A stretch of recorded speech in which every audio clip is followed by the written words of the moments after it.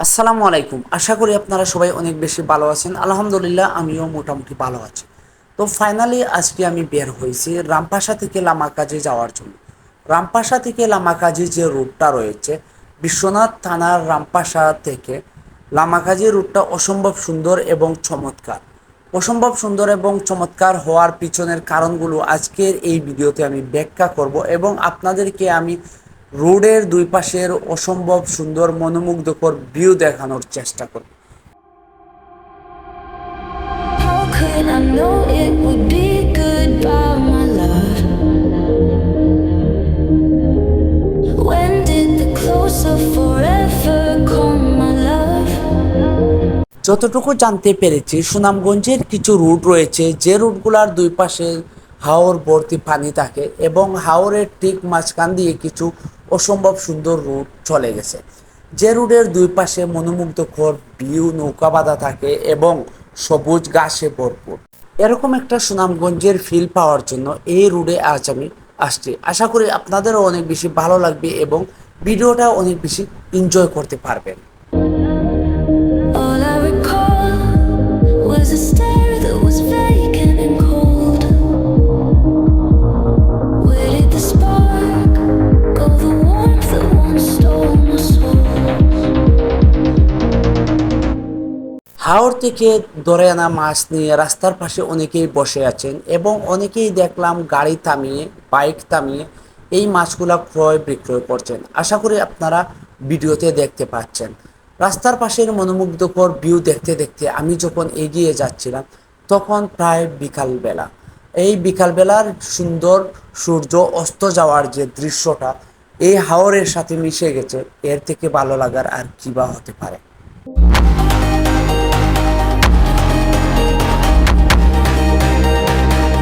আমার বাম পাশে আপনারা দেখতে পাচ্ছেন একজন আঙ্কেল হাওর থেকে ধরে আনা তরতাজা মাছগুলো বিক্রি করছেন।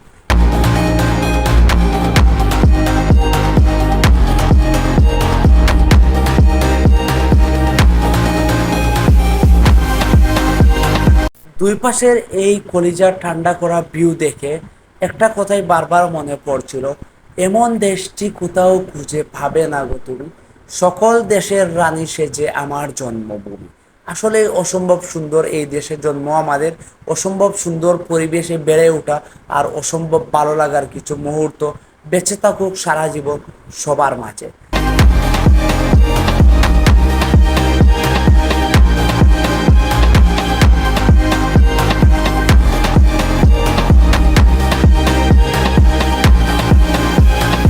It seems the glow from within your eyes is gone.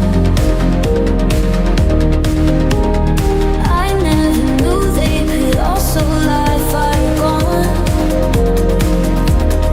How can এখানে অসম্ভব সুন্দর একটা টার্নিং রয়েছে, যে টার্নিংটার দুই পাশে সারি সারি গাছ লাগানো, গাছের নিচে হাওরের পানি জমে আছে আর এই গাছের পাতাগুলোর কারণে রুটটা মোটামুটি একটা ডার্কনেস ভাইব চলে আসছে।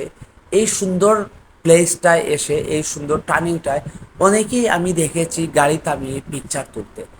এই যে আপনারা দেখতে পাচ্ছেন বাম দিকের হাওরের সূর্য অস্ত যাচ্ছে, বিকালের যে ওয়েদারটা হাওরের সাথে মিলেমিশে একেবারে একাকার হয়ে গেছে, এরকম দৃশ্য দেখার পর কেমন লাগে আপনার একটু কমেন্ট করে জানাবেন। just forget what's kept in stone? I need to know what's living slowly grow. রাস্তার পাশে মাঝে মাঝে ছোট ছোট বাজার রয়েছে, ছোট ছোট দোকান রয়েছে, এর মধ্যে ইট ভাটা রয়েছে। এই পরিবেশগুলো গ্রামের সৌন্দর্যটাকে আরো বেশি সুন্দর করে তোলে এবং অসংখ্য সুন্দর কিছু গাছ রয়েছে যে গাছের ভিউগুলো আসলেই অনেক বেশি সুন্দর, মনোমুগ্ধকর।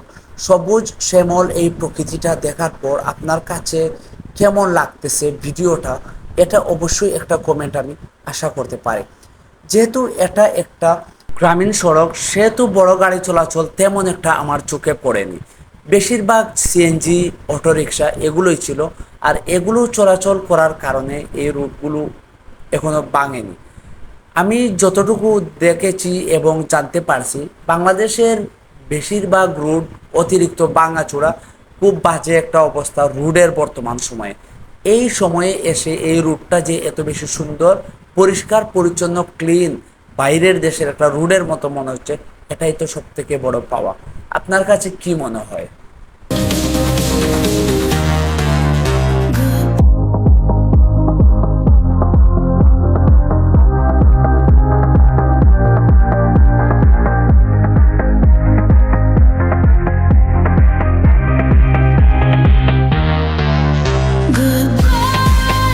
মাঝে মাঝে হারিয়ে যাওয়াই ভালো প্রকৃতির মধ্যে, প্রকৃতির সাথে মিশে যাওয়াই ভালো।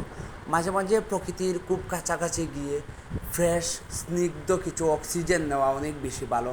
তখন আমাদের মন প্রাণ মোটামুটি কিছুটা শান্ত হয়ে যায়।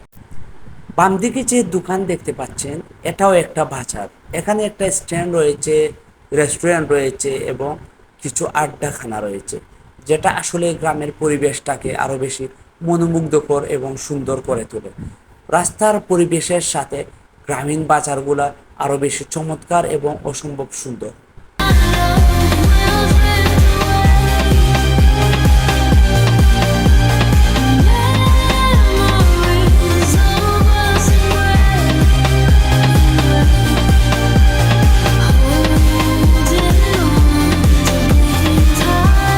কিছু সামনে যাওয়ার পরে আপনারা দেখতে পাবেন অনেক পুরনো এবং এই অত্র এলাকার খুব বেশি জনপ্রিয় একটা মাদ্রাসার গেট।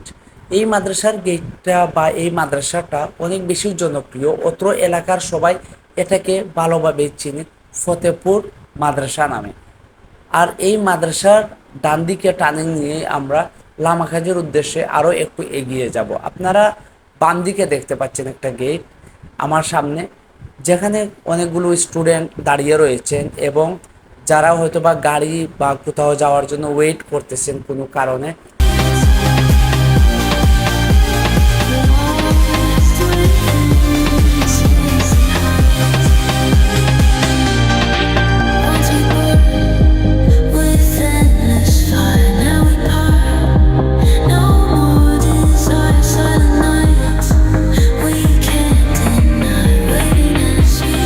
বাম দিকের এই টার্নিংটার পরেই হচ্ছে একটা রেল লাইন, যে রেল লাইনটা মূলত সিলেট থেকে চাতক চলে গেছে।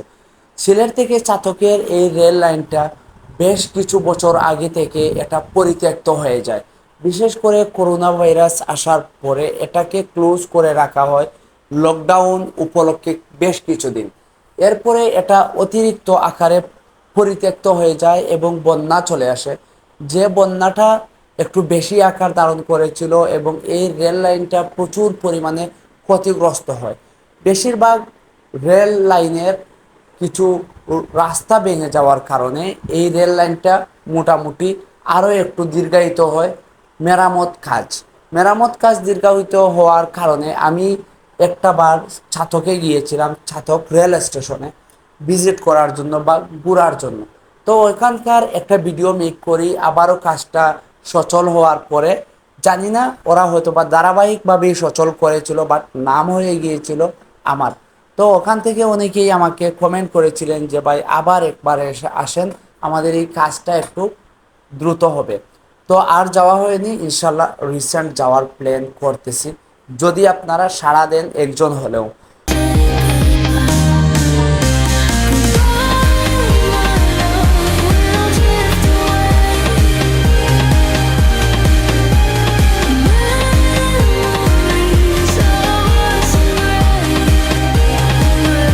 ডান দিকে আপনারা দেখতে পাচ্ছেন বিশাল একটা নদী। এই নদীটা এত বেশি বিশাল, এই নদীর যে টার্নিংটা অনেক বড়, অনেকগুলো জমি এই নদীর ভাঙনে চলে গেছে এবং এটা হচ্ছে লামাকাজির ব্রিজের ঠিক নিচ দিয়ে সুরমা নদী চলে গেছে। সিলেট এবং অন্য পাঁচটা চাতক সুরমা নদীর সাথে মিলিত হয়েছে। আমি কথা বলতে বলতে অলরেডি লামাকাজি চলে আসছি।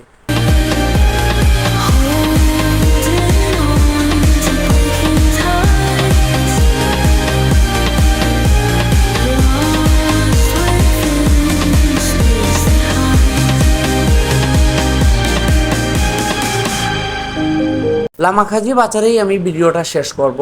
লামাখাজি বাজারের ডান দিকে চলে গেছে সিলেট এবং বাম দিকে চলে গেছে ছাতক সুনামগঞ্জ রোড। পরবর্তী অন্য একটা ভিডিও মেক করব, যেটা লামাকাজি এম এ খান সেতু এবং টুল প্লাজা নিয়ে। এখানে